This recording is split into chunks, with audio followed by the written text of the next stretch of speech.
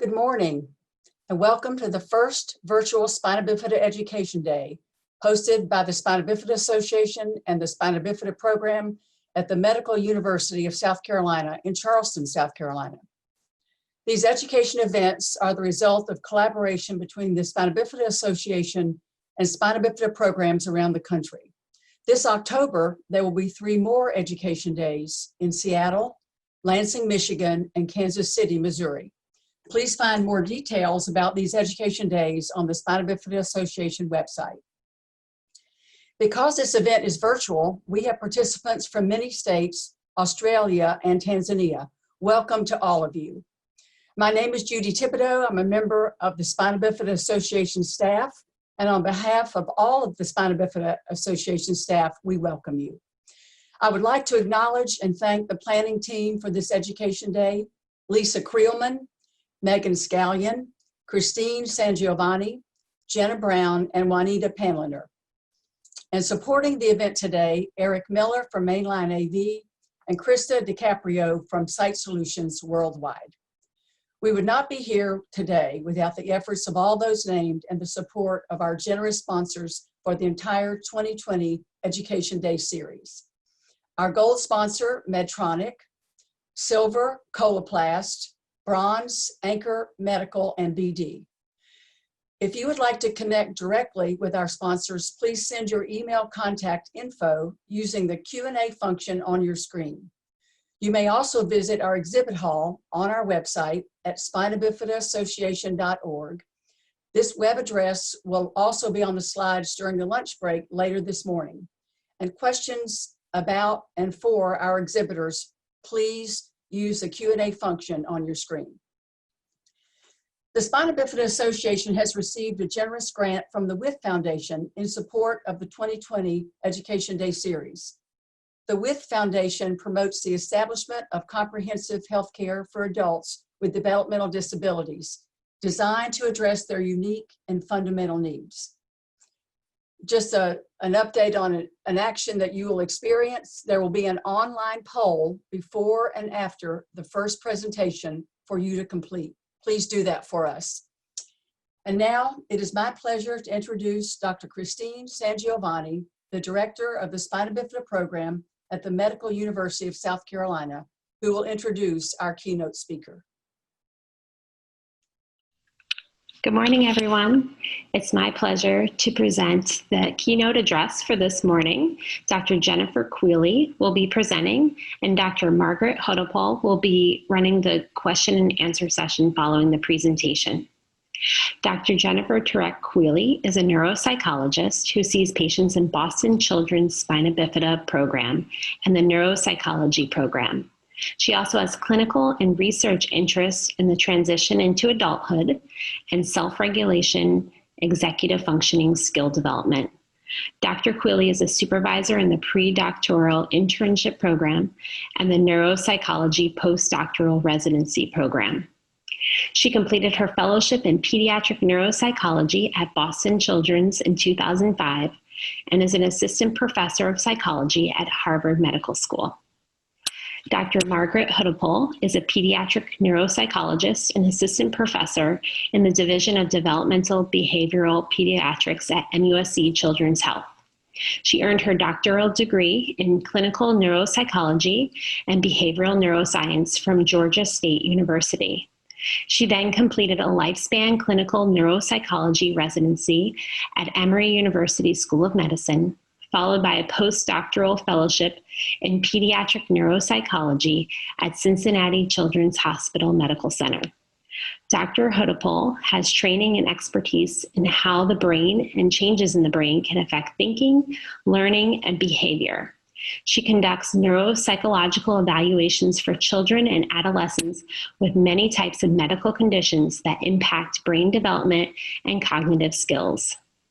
As a reminder, there will be time for questions and answers after the presentation.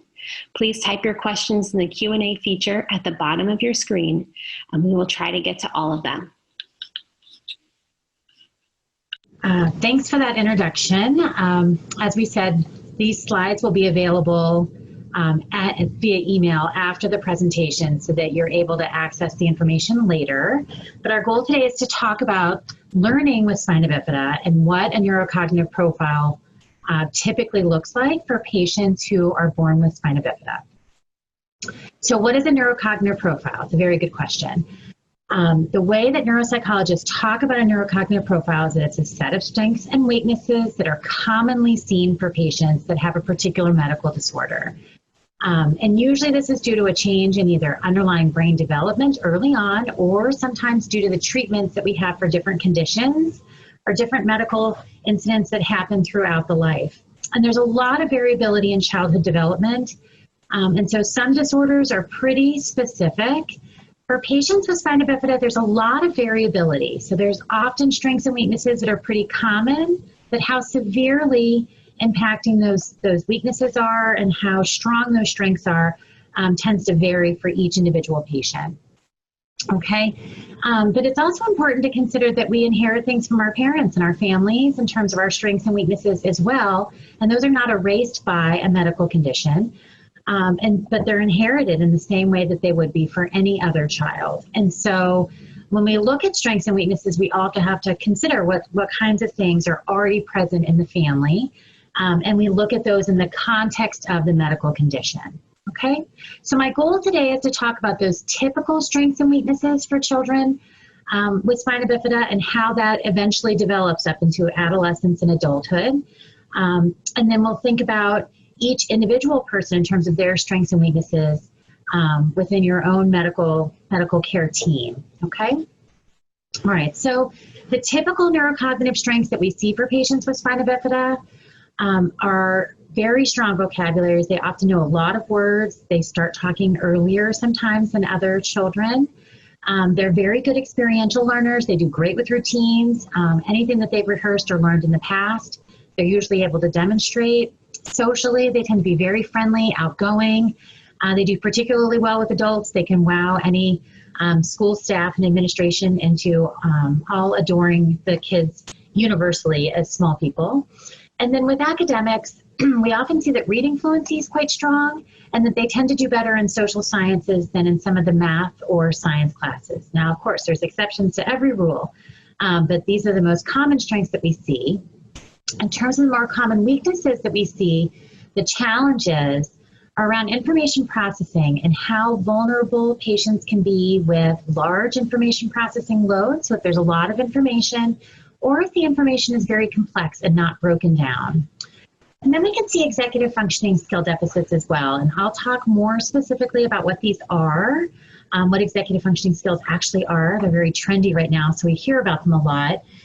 But the ones that are specifically more concerning for patients with spina bifida are things around initiating or getting started on tasks, integrating information to make sense of it, and to organize not only their behavior and what they're doing on the outside, so not just their belongings, but they're thinking about different tasks. With attention, we see great focus, but difficulties with switching and divided attention. We see a lot of challenges with visual spatial skills, particularly when we're holding mental information, visual spatial information in our minds and trying to manipulate it. With motor skills, I think this is one of the things that's most evident in the very beginning with challenges with gross motor skills. But we also see challenges with fine motor skill and graphomotor, which is writing.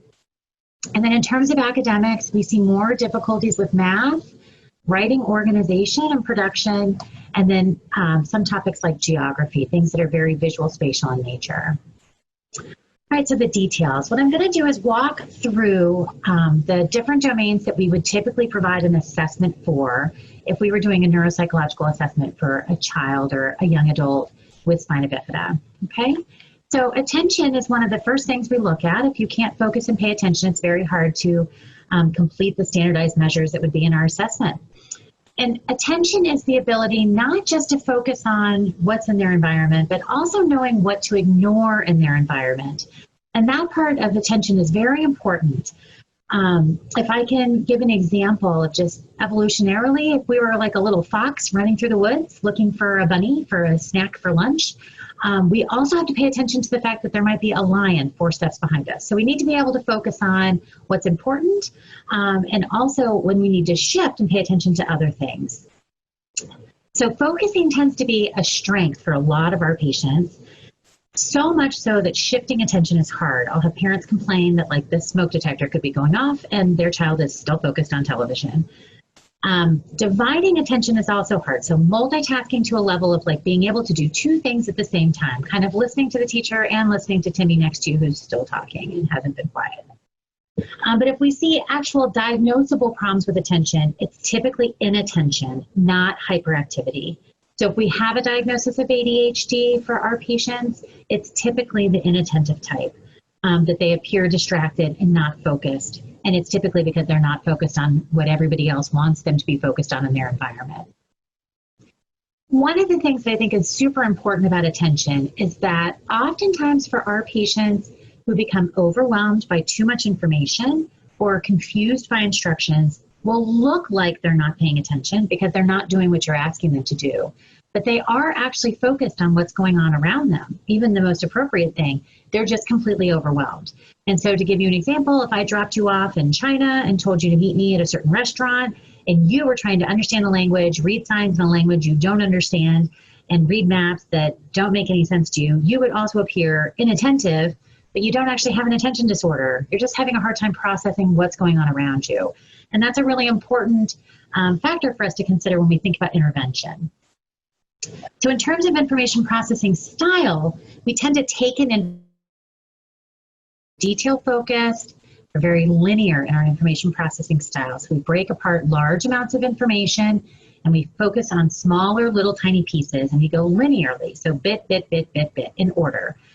And then we tend to memorize those small little bits. And we have a harder time pulling together and making sense of all the information. And this also dramatically increases how much time it takes us to get through things because we're basically creating more work by focusing on the smaller details. Because of this information processing style and the additional time that's required, we often fall behind when we're doing the information processing work. So we get little fragments that we've memorized, but we don't really understand the information that was being presented. It's concrete, our memory of it is a little bit less flexible, and it's harder to build on or problem solve in the future. So I'll often hear parents say that their child seems to get something and can demonstrate it one day in school, but then the teacher complains that they can't do it 3 days later. And it's often because they've memorized it in one specific way, but they're having a hard time adapting that very inflexible, kind of memorized piece of information to a novel problem. So this feeds right into our executive functioning skills. Again, like I said before, executive functioning skills are a pretty complicated set of skills. They're very trendy and popular right now, so there's a lot of literature out there on them. But what executive functioning skills are is that it's a set of skills that work in unison together. And because it's a set of skills, they're actually built on a circuit. So as opposed to some brain functioning where we think that it's a specific small area in the brain, executive functioning skills rely on the entire circuit working together. And so you can imagine that anything, sleep deprivation, alcohol usage, multiple brain surgeries can affect our ability to efficiently engage the executive functioning skills. The other issue with this is that if we're not taking in all the information that we need to be able to process, it's very hard to garner a plan to act on our environment. So these skills are really dependent upon patients being able to do that information processing work effectively. So the areas where we see the most difficulty around planning and problem solving, we have a hard time identifying what the actual tasks are. It's very hard for us to initiate tasks and get started, or to even be able to identify when we should stop what we're doing right now and what we should switch to. Oftentimes we have great rote problem solving skills, but we're not really sure how to adapt those to the future and to try them in a different way. And so any task that requires multiple steps in an order, requires a lot of active organizations we're going through it, or a lot of multitasking can be quite challenging. So we tend to do better when we have rehearsed routines, when someone has taught us step by step how to get through a task, what to do first, what to do next, and help us build more complicated skills through that same kind of teaching style. And then we're better able to do multitasking and larger information processing loads because we have a structure that helps us organize that information as it's coming in. But with novel tasks, we'll often hear that, understanding the bigger picture or understanding the broader concept is often hard. With respect to language development, we said earlier that we often have a strong vocabulary, we do great with grammar. Things that are very rule-based comes naturally to us.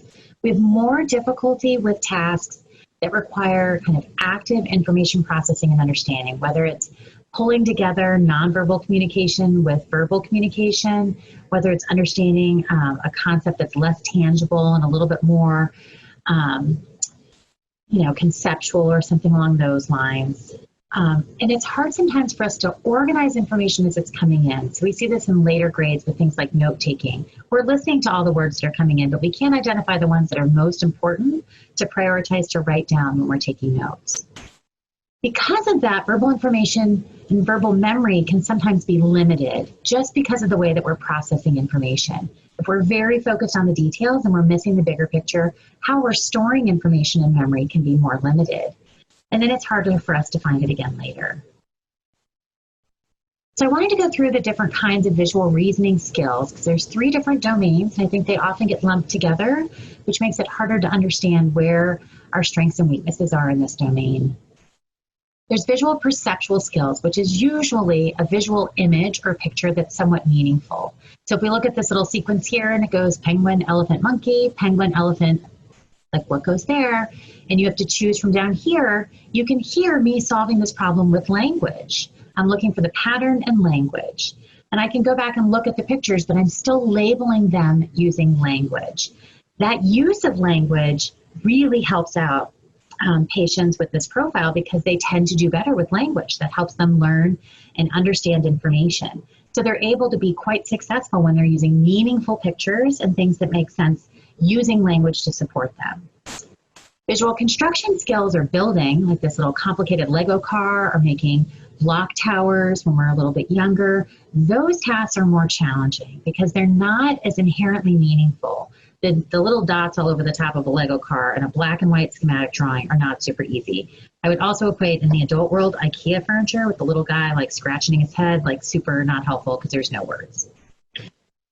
If we look at visual spatial tasks, this is where we often have our most significant challenges. And this is how visual information operates in space.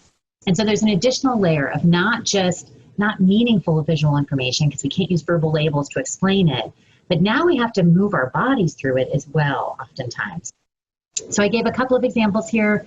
Learning how to tie your shoes is a very visual spatial task. And we're not going to discuss the additional layers of complexity that AFOs and everything else offer. But even things like putting a book back on a bookshelf. I'll hear that patients have a really hard time organizing their room and putting things away because they don't know where they go. And it's like they've lived in the room with the organizational system that was set up years ago, but they don't look at a million items on the floor and process and chunk and organize. They look at each individual item as one little thing to do. And so their ability to pull together all the information and to work kind of cohesively with a plan can sometimes be hard. Even differentiating little subtle differences like South America and Africa. Things like how fast a ball is moving through space for us to be able to catch it. Looking at like tangrams and math where it's a visual image that we've got to be able to mentally rotate and say like, oh, if I shift that this direction, I'll be able to put the piece in here to make it work. And I included maps because I hear this a lot where we're able to follow, especially verbal directions throughout space, fine. But when we have to mentally invert the map to get back home is where we have challenges. So I'll hear about this in the shopping malls, when you go to visit someone in an office that just has cubicles, things that you can't use verbal labels to tie into your environment often become more challenging. So for a lot of patients with spina bifida, visual reasoning skills in the visual spatial and the visual construction domains are more challenging. Because of that detail-oriented processing, we're often focused on one single characteristic, like color, and we're not looking at shape, orientation, size, things like that. We have a hard time pulling together and understanding all the information together, and we're not able to use language as easily to understand how to catch a football as we are when we're looking at a pattern. This can sometimes affect early letter and number identification. Early on in the process, when we're learning that an R is an R and it can be shaped in a variety of different ways, there's nothing R-ish about R's. It's very arbitrary. People just decided what it was going to look like, and that's what all children have to memorize. But with repetition and rehearsal, we get over that fine. But that is a very visual spatial task, just like recognizing numbers. So it's important to remember that we're looking at a domain that can sometimes be harder, and that we just need more repetition and rehearsal and practice to learn it. In terms of memory, it's affected by both our processing of the visual, spatial, and the verbal domains. We tend to focus on smaller details. We tend to miss the bigger picture. And I wanted to give this example of kind of thinking about file folders in your brain. If you're going to store information in your brain to go back and find it later, you need to label it appropriately or you'll never be able to locate it again. And so with experiential learning, it's pretty easy to label things. Like if you're going to go to Disney, you've flown to Disney, you're wearing a Disney shirt, you walk through these huge gates that say you're going to Disney. Like it's pretty easy to find the Disney folder later. It's like sparkly and there's like little things all over it. And so of course you can remember what color shirt you were wearing when you ate eggs and met Goofy. Like that's easy. It all went in the folder. But when you're having a hard time figuring out what your teacher's talking about and you're just memorizing details that they're handing you, like steps in a math sequence or arbitrary things about the environment that don't seem to make sense to you because you're not really sure that you're talking about landforms or things like that. When you label the folder, it's just like math stuff I did last Tuesday. And then you can't find it again. It makes perfect sense because it's not well labeled because it wasn't understood. It was memorized. So we really have to get to that level of understanding the content in order for the file folders to work. In terms of motor skills, one of the things that's most important to think about is the fact that the cerebellum, that part that develops differently for kids who have an Arnold-Chiari malformation, is responsible for all motor planning and motor coordination in the body. So this can affect all of your motor systems, not just where the spinal cord lesion was, which is one of the ones we talk about most frequently and from early on. So gross motor skills are obviously an issue. We all knew that. But fine motor skill coordination can be hard. If you're actually having to put in more effort to figure out how big the letters are, how close the letters are, that also spills over into this kind of graphomotor production piece, then that gets really challenging. And there's more mental effort that goes into the motor planning and motor coordination for kids when they've had their cerebellum develop differently. And I just wanted to call dyspraxia to mind so that we all know what that word means. But that is a deficit of planning motor movements. And we've actually been able to show, not me personally, but the literature in general, that the more shunt revisions patients have, the more likely they are to show some signs and symptoms of dyspraxia. In terms of academic skills, I broke it down into strengths and weaknesses. Now again, think of these things as being relative. These are things that we may be better at or may have more difficulty with. But good teachers and educational supports can help us overcome a lot of these issues. We tend to do better with rote skills that are supported with memorization. So word identification, reading of words, things that have rule sets make a lot of sense to us. Grammar, we're good at grammar. One-by-one math facts, rehearsed math calculations, as long as the problem looks the way that you expect it to look, we're easily able to do those. We're often good at history facts. I have a lot of patients who have done tremendously well in spelling bees, geography bees, history bees, like any little factoid mentioning contest where they can pull all these little details that they have memorized out and successfully use those to combat people who don't think in the same way. Memorization of songs and acronyms, that it's easy to remember song lyrics and things like that.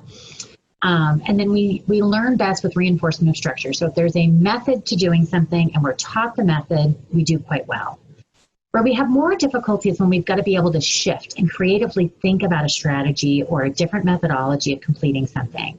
So that's things like reading comprehension. Although we're reading all the words, our ability to read the words, think about the order of the words compared to what we've prior readings that we've had, what we're reading about a particular character, how that may change character development. Like then we're starting to do 4 or 5 things at the same time, and it's much more complex. We see more challenges with math word problems, oftentimes because we can't figure out what the actual underlying problem is, and difficulties with spatial math, so things like graphing, geometry can become more problematic. Organization of written papers, so we've got great ideas, we're good verbal thinkers, but our ability to kind of organize and figure out what comes first, what comes last, how much we should cover is more challenging because those are kind of open-ended questions and it's not super recipe-driven, especially as we get older. Geography can be hard because of the visual spatial piece. Historical or civics concepts, things like understanding how the government formed or understanding how slavery affected the Civil War or other concepts like that can sometimes be challenging. Like we can memorize the facts that are involved in it, but understanding how all multiple forces work together to start World War II can be much more complicated. and then some higher level sciences, and often because this includes a visual spatial component as well, such as physics. In terms of social skills, often our patients are described as being extraordinarily friendly and talkative. They are like the mayors of their elementary school. Everyone knows them. They engage easily with other children. They do particularly well with adults because they have fabulous vocabularies. They sometimes appear older than they actually are. But oftentimes our patients will prefer rule-based play over creative play. They like to know what the parameters are of what they're doing before they get started. So if they're going to play tag, do not change the rules halfway through tag. That's not fair. And they tend to do better in one-on-one interactions with peers, same-age peers, as opposed to working with larger groups where there's a lot of different changes and a lot of different signals and cues that we have to be reading in addition to the language. Sometimes we'll hear that interests are somewhat younger or predictable, that they haven't moved on from early childhood interests in the same way that other kids have. We don't always have the same interest in dating at the same time frame as other people. And so some of those kind of developmental milestones that most parents expect or anticipate kids will go through, sometimes we go through them a little bit later. They're still coming, but it's a little bit later. That being said, a lot of our patients are very compliant with requests. They do great with adults. They follow directions extraordinarily well. And while this helps in some settings like school, it can become a huge issue as our children become adolescents and young adults because it increases the potential for victimization. The last topic I really wanted to cover was adaptive skills. This is my favorite soapbox if you've ever met me. Living independently is the ultimate goal for most families, for kids to be able to get out of the house, be successful, have a job, have a family of their own.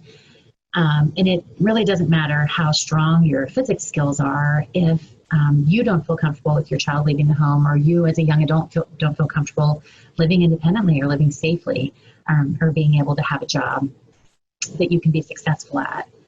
And so again, just like in learning environments, we're very reliant upon those routines. So if the timing or the structure changes, it can be really hard to build these skills without step-by-step instructions. And real life sometimes gets messy. It doesn't work with a routine. So if you think about budgeting money and how that changes around holiday time, that you can see how some of these challenges crop up. Tasks that are very visual spatial have a lot of motor demands. A lot of information processing can be more challenging. We often need a lot more rehearsal and practice than our peers to be good at things. Washing machines are my arch nemesis. In the New England area, they're all in the basement. They're hard to reach. Kids don't get to practice with them. And they're all different with a bunch of buttons and dials. It's like they're crafted to be our arch nemesis, really. So in terms of strategies for learning, we need to label the file folder, identify the concept, the ideal behind what we're teaching, not just allow the focus on details. We have to connect real-life experiences to their didactic learning as much as possible. So go to the zoo, see the amphibians. It helps better understand the vocabulary. Work to provide some of the external scaffolding before they begin the task. So before we read a book, we read the back. We understand who the main characters are, so we know what we're looking for. And set routines and consistent learning environments whenever possible.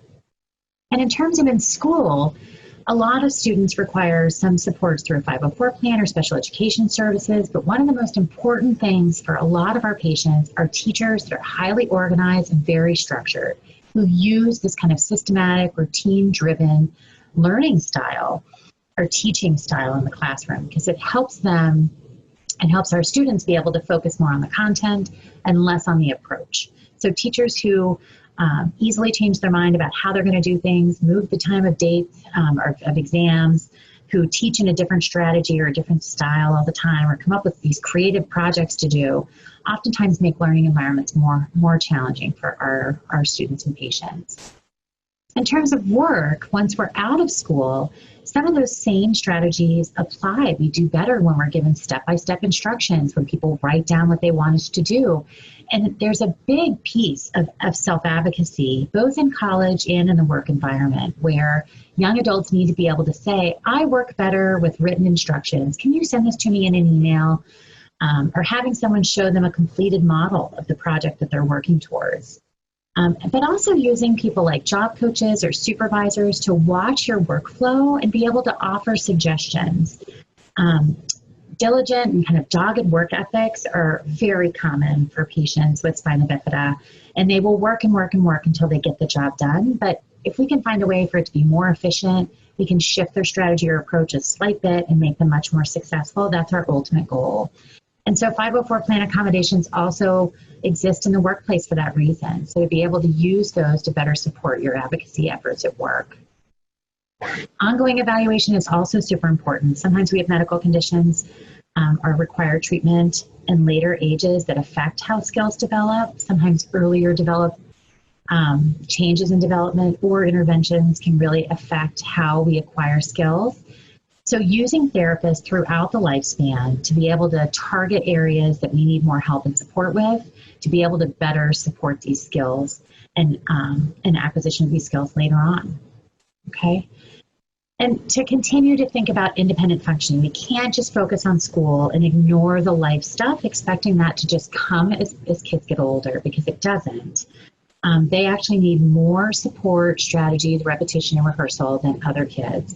And a lot of this involves taking over responsibility for their medical care as well. They need to be able to practice these skills in real life with support from their parents before they're expected to do it independently.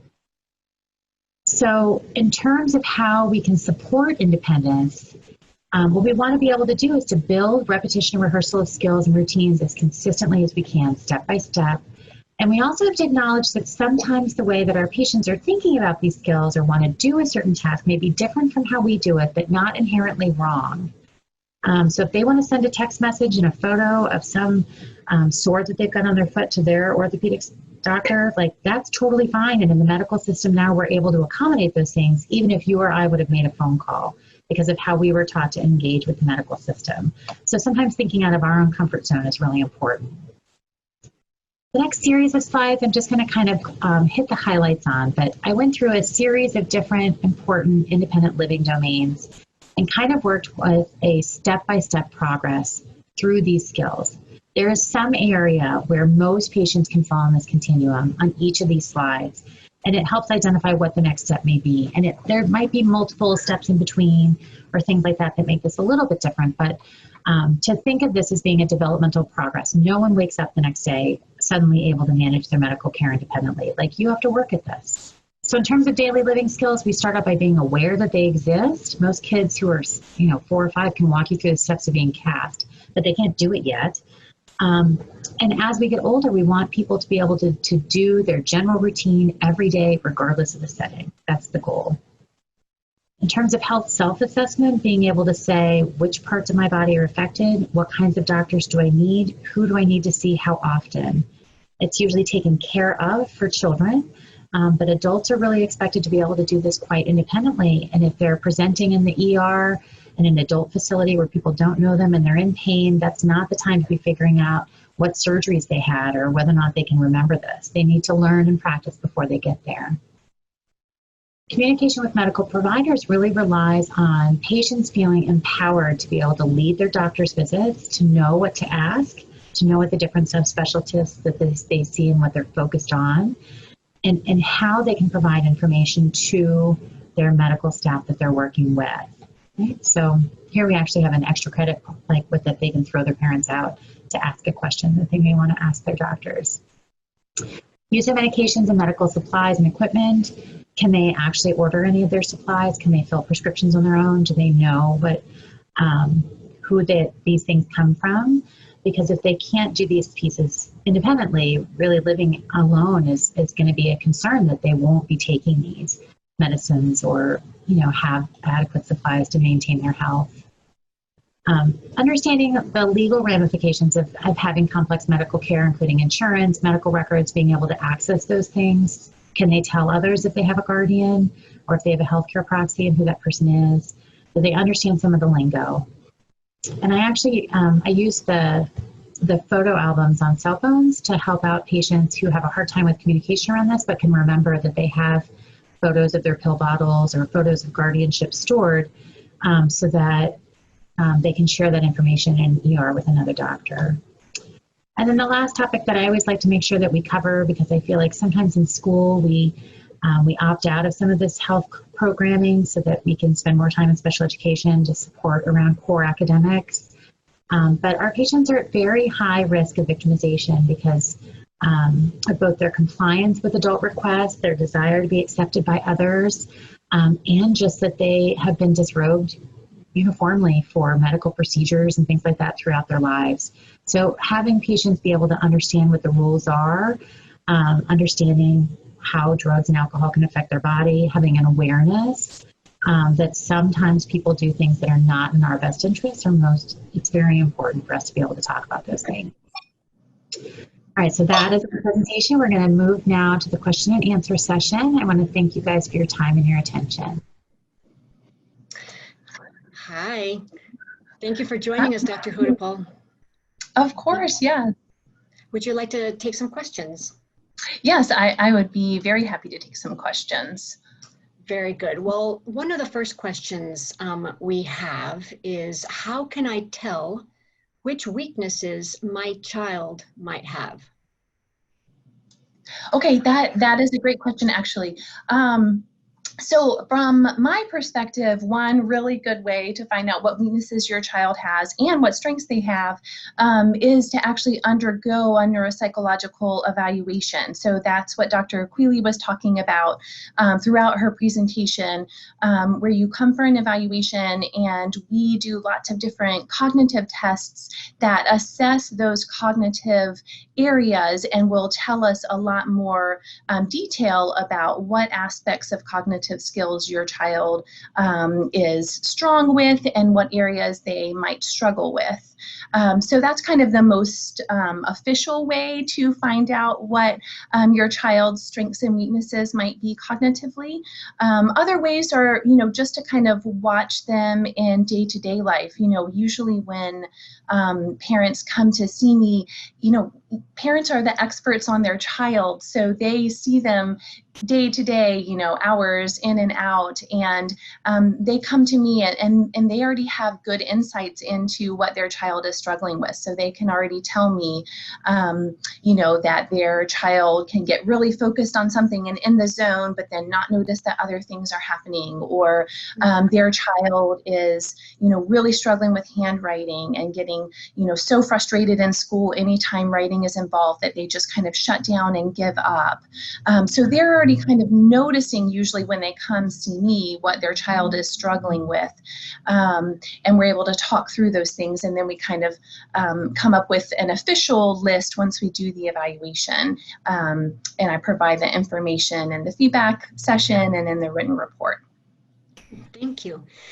And another question is, can executive functioning decrease with adulthood? Okay, so that's a good question. So it's a little bit complicated. So what we sometimes see in patients with spina bifida or patients with other medical conditions is that if they are struggling in a cognitive area, what often happens is that as they get older, the difference between where they can work with that skill kind of grows at a slower pace. So maybe, they're still developing cognitive skills in that area, but at a different pace than, others their same age. So maybe, patients or kids without spina bifida are developing at this pace, and kids with spina bifida are developing at this pace. So as they get older, there's a larger difference between their skill levels, and that can extend into adulthood. So if executive functioning skills are something that a patient struggles with in childhood, which is when I would typically see them, we would expect them to still struggle with those skills in adulthood. And what we would want to see is that they put different strategies in place to help kind of manage those difficulties in day-to-day life. Okay, thank you. So what age are children typically diagnosed with executive functioning disorder? Okay, so I would say there's not really a certain age, and there's also not really something specifically called executive functioning disorder. So and I'm just saying that because I wouldn't want someone to go, look for an evaluation to try to get a diagnosis of executive functioning disorder. This is just one aspect of cognitive skills that we can sometimes see patients with spina bifida struggle with. Also people who have ADHD struggle with executive functioning skills. So you can have executive functioning difficulties with lots of different medical conditions. And it can kind of show up at lots of different ages. So when kids are really little, we may not see those difficulties as much because there's just less kind of expected of them. So those executive functioning difficulties are maybe less obvious in the early elementary school years, like kindergarten, first, second grade. But then when kids get to, fourth or fifth grade, or maybe middle school, the expectations of what they need to do in day-to-day life really increase. They start having more than one teacher. They start having a locker. The expectation of them being able to do note-taking and things like that independently really increases. And so sometimes we don't see those difficulties, early on, but once those expectations that I just talked about really increase, that's where we see kids with spina bifida sometimes start to have struggles. And parents will say, well, they didn't really struggle with this in kindergarten and first grade. And it might just be that we weren't asking them to do those things in kindergarten and first grade, but now that we're asking them to do them, they're starting to show us that they need a lot more support with those things.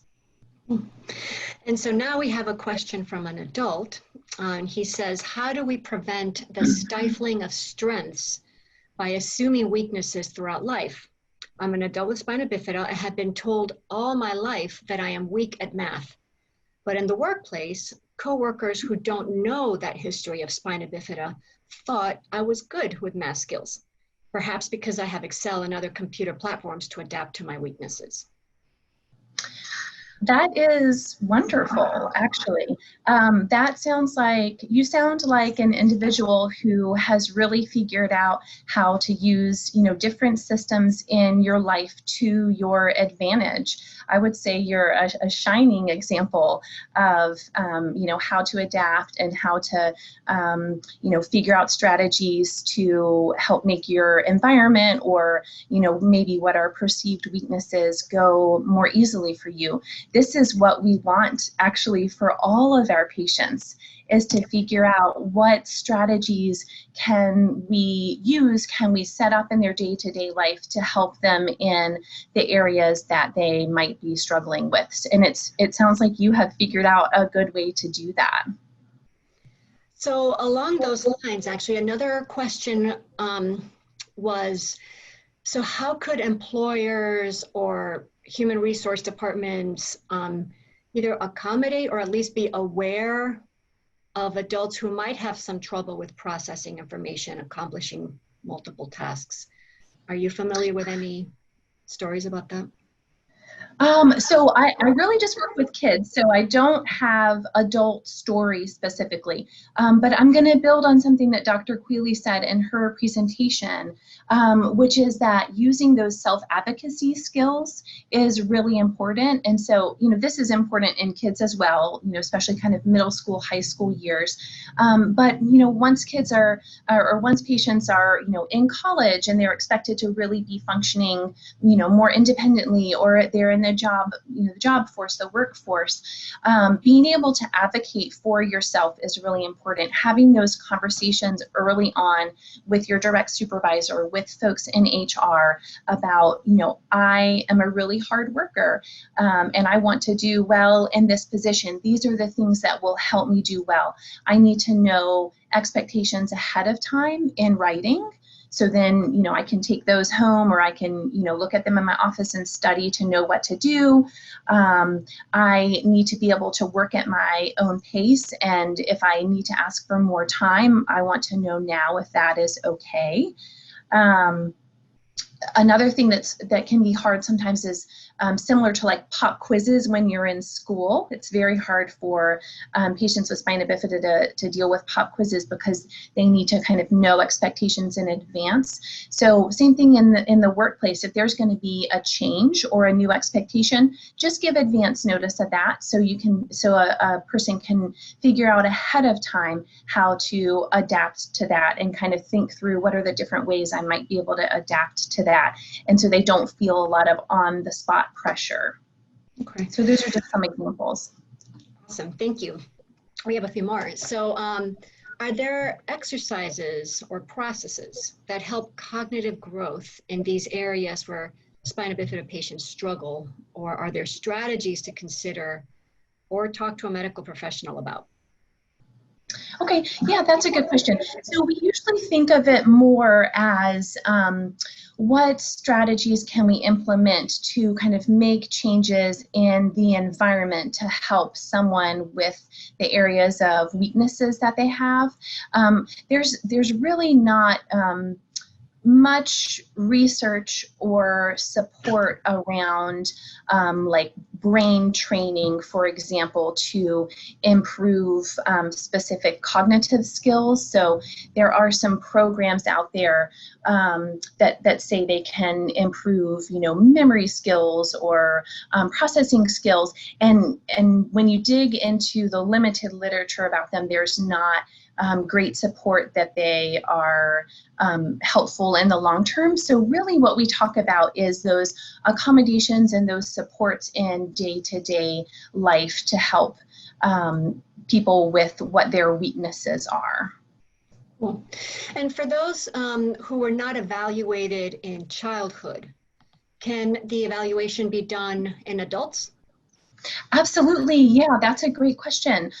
So some neuropsychologists function as just pediatric neuropsychologists, which is what I am. So typically in my division, we see patients up to about age 18, maybe 20 or 22. And that's kind of a function of being at MUSC and being within the Department of Pediatrics. But there also are adult neuropsychologists here at MUSC. And then in private practice, kind of in the community, there are also some neuropsychologists in South Carolina. Some of them are more pediatric focused and some are what we call lifespan. So they would see, children, teenagers, and adults with spina bifida or other, medical conditions that might impact their cognitive skills in some way. So absolutely, I would encourage you to have to complete a neuropsychological evaluation to find out more about your cognitive profile if you have not done that already. Okay. We have a question saying my son's teacher requested a Kaufman test of educational achievement. So is that a test that determines executive function? Okay, so that's actually a test that looks at academic achievement skills. So typically that is a test that would be performed by the school psychologist. So school psychologists can usually perform brief, what we call psychoeducational evaluations. So they might do an IQ test and then some academic achievement testing. And there's various academic achievement tests.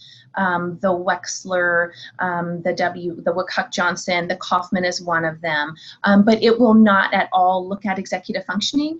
And a school evaluation, a psychoeducational evaluation, will not assess executive functioning. They do IQ and achievement, and sometimes they look at behavior and emotional functioning through questionnaires, but they do not go beyond that and look into all the different cognitive skill areas like we would do in a neuropsychological evaluation. So there's a big difference between a school psychoeducational evaluation and a neuropsychological evaluation. Oh, I lost your volume. Sorry, I had to mute for a second. So you mentioned self-advocacy skills. Is there a way, or are there resources to help develop self-advocacy skills?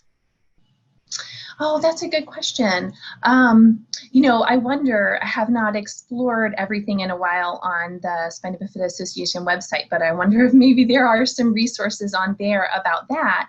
I think that this is something that we would encourage parents of kids with spina bifida to start early on, talking about and encouraging in their children, so that they have experience with those skills as they get older and become more independent in high school and moving into college and the workforce. And you raise a good point. So that's definitely something that I can look into as the National Resource Center.